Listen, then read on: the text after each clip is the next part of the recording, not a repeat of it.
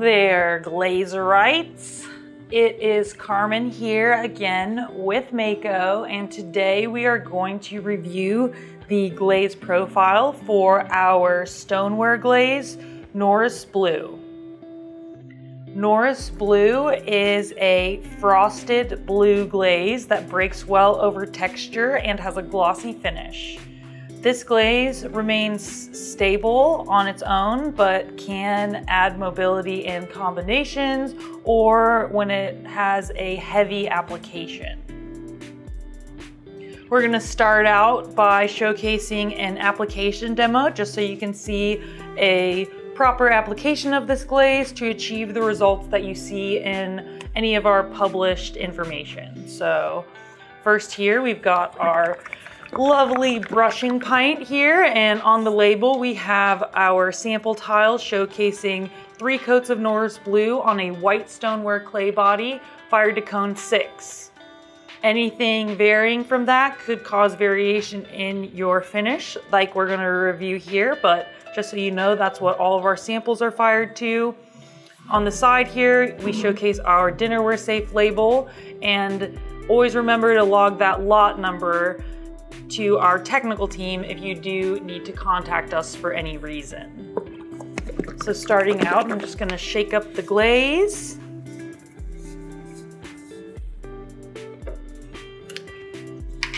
Oh, we got a fresh one.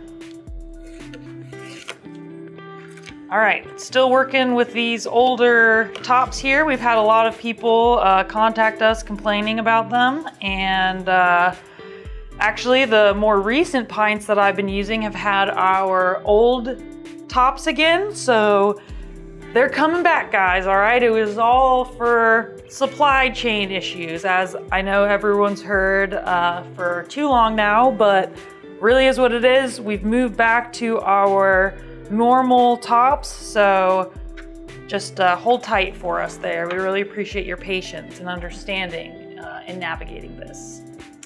All right, so for the demo here, I'm gonna use our RB144 number 4 soft fan here. I love this one. It plumps up really well with glaze, has a plastic handle so you don't have all the paint chipping off or anything like that. If you're heavy-handed, if you tend to be light-handed or are glazing a larger surface, we recommend using our number 8 soft fan. This one is just a little bit bigger, plumps up a little bit better, so you're just putting more glaze on your surface when you're using this larger brush. Since I'm just doing a tile and I have a heavy hand using a number 4 brush, I'm just gonna go ahead and use this guy.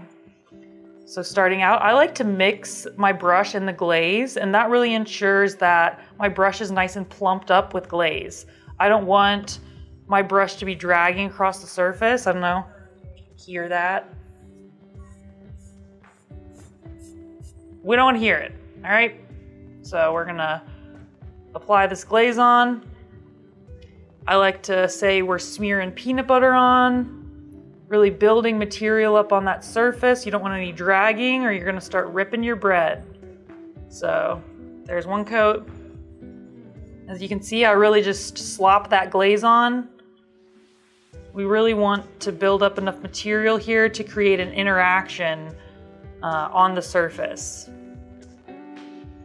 If you are someone who does combinations and you think it looks really stiff, that's probably because you just need to put more glaze on. So if we recommend 2 coats and 2 coats and yours is really stiff, maybe you need to do 3 coats and 3 coats. You know, maybe you need to fire it hotter. There's actually a lot of things that could influence it, but one foundational thing that I see a lot with our technical requests is that people need to apply glaze heavier. So that's why I'm reviewing these in all of our glaze profiles. I want to make sure that you guys know the best way to get the results that you see us posting. So we have our first coat here. It will dry quickly, but it does not dry immediately. So definitely keep that in mind. If your coats are drying immediately, that's probably because you're not putting enough glaze on. All right, to the tiles. So here we have our cone 6 tiles showcasing 1, 2, and 3 coats. As you can see, this beautiful frost, as we call it, builds up as you apply more glaze. So the first coat is actually kind of translucent or transparent here. The second coat, you get a little bit of that frosting happening, and then the third coat, it seems to be pretty opaque, but it does break over texture, and it almost gets lighter as you apply it heavier, which is really nice. And on the back here, we just have the 3 coats. Beautiful variation. It doesn't move at all, very, very stable. And Norse Blue is part of a grouping of glazes that we've called the Mottled Glazes. So we have 165 through 169, which is Lavender Mist, Norse Blue, Sand and Sea, and Frosted Lemon. In addition to Raspberry Mist, those 5 glazes are part of our Mottled Glaze line. We've divided some glazes into glaze groupings. Check out the comprehensive stoneware guide on our website. And these are divided into performance groupings. So all those glazes that I just listed will perform very similar with this kind of application. They perform similar in combination sort of thing. So if you like this glaze, but maybe want an orange one, Coral Sands is a great alternative because you've got that orange and you already know how it performs. So we tried to make that easy for you guys. So definitely check out the resources, literature, comprehensive stoneware guide on our website. All right, so we've got our cone 5 and cone 6 comparison. So we've got 1, 2, and 3 coats. Here, the cone 5 seems to not frost up as much despite it being the same amount of glaze. So the additional heat work really does help showcase this color a little bit brighter. And then on the back here, as you can see again, it's definitely brighter when you fire it to cone 6. But you still do have a nice glossy finish at cone 5. So it's not underfired by any means, but the performance is a little bit different with the 2 firing temperatures. Check back in with our tile here.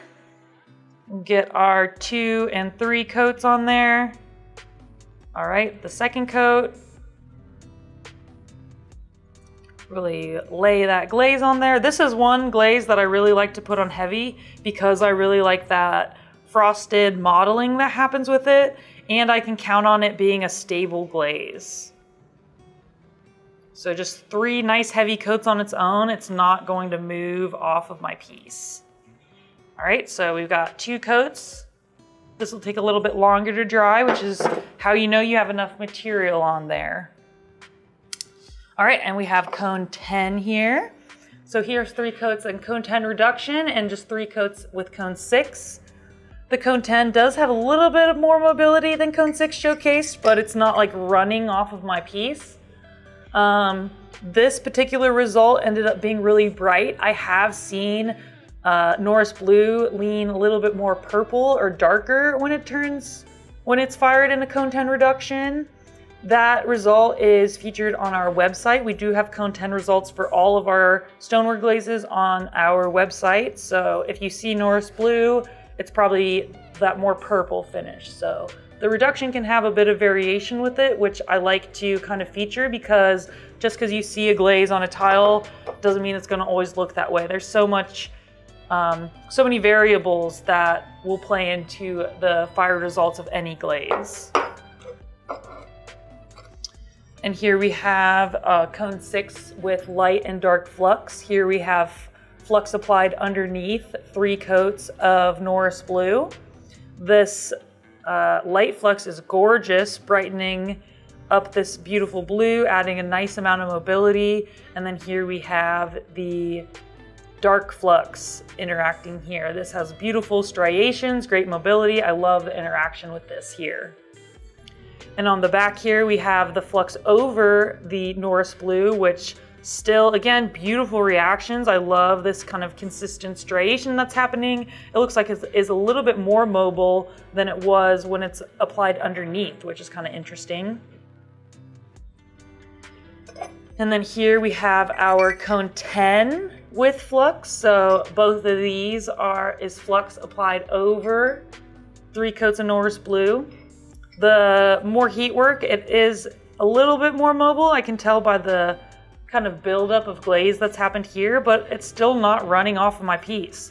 You got great interaction. I love the depth that's created here with the light flux. All right, we'll see. This guy is still drying, so we'll let that continue to do so.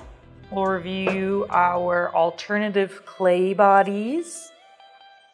So here we have 3 coats of Norse blue applied to brown bear. These glazes, the mottled glaze line, all of these perform really well on different clay bodies. I don't even fire it with any special firing and it still looks fine. As standard practice, all of our tiles get fired with the special firing, but I have done firings without it and it still is fine with just a standard cone 6. So these glazes play really well and it creates some nice variation and depth when you have it on this dark clay body. Here we've got it on a speckled brown. I believe this is standard 112. Here you can see that the speckles come through and this beautiful brown that comes through, it breaks really well. It looks really nice. Don't have any surface issues or anything like that. And it's still nice and bright. And then here we have it on a white speckled body. Still nice and bright and the speckles come through really well. Don't have any surface issues. All around looks really great. And then here we'll go over our combinations. So first here, we've got it with Himalayan salt over Norse blue. All of our combinations, we applied 2 coats of each glaze. So here we applied 2 coats of Norse blue first, and then we applied 2 coats of Himalayan salt second, and the Himalayan salt we stopped here.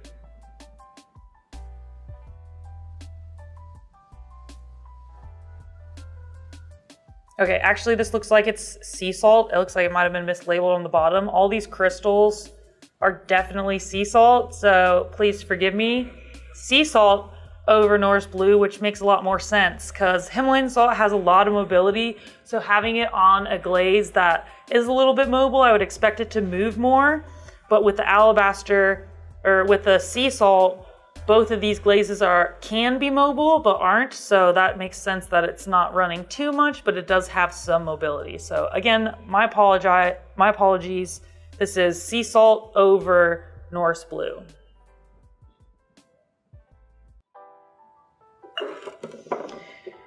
Here we have raspberry mist over Norse blue. I love this purple that's created here, with the blue coming through that pink from the raspberry mist. So again, 2 coats of Norse blue first, and then 2 coats of raspberry mist, leaving about an inch on the bottom.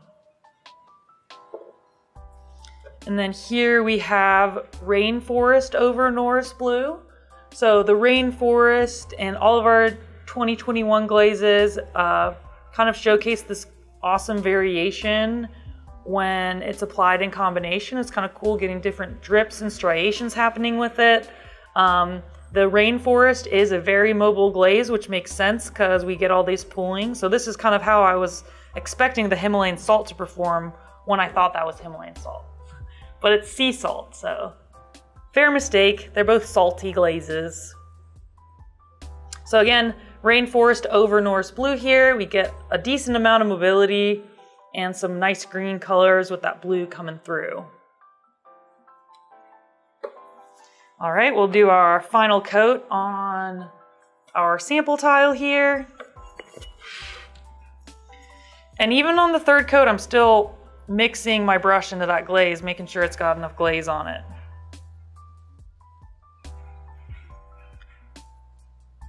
And here, 3rd coat. Spreading it on like peanut butter, guys. We want to make sure we're building up a decent amount of material. All right, so that's 3 coats there. And so when this is fired to cone 6, it'll look like this. When it's fired to cone 5, it'll look like that. And I think that is all that I have for all of you for Norse Blue. So thank you so much for tuning in today. As always, please drop any questions or concerns that you have in the comments. We love to answer them here. If you haven't yet, please be sure to check out our Glaze profile gallery or our Glaze combo gallery on our website, and as well as joining Mako Mudroom Society on Facebook. Mako Mudroom Society is an awesome resource to kind of cover these bases, but where your peers and our other customers have used our products. So to kind of get it outside of Mako's design studio and really seeing our glazes used in real practice, join our Facebook group, Mako Mudroom Society, and that'll be a really, really nice resource if you haven't checked it out yet. So again, thank you so much for your time today, and as always, make it Mako.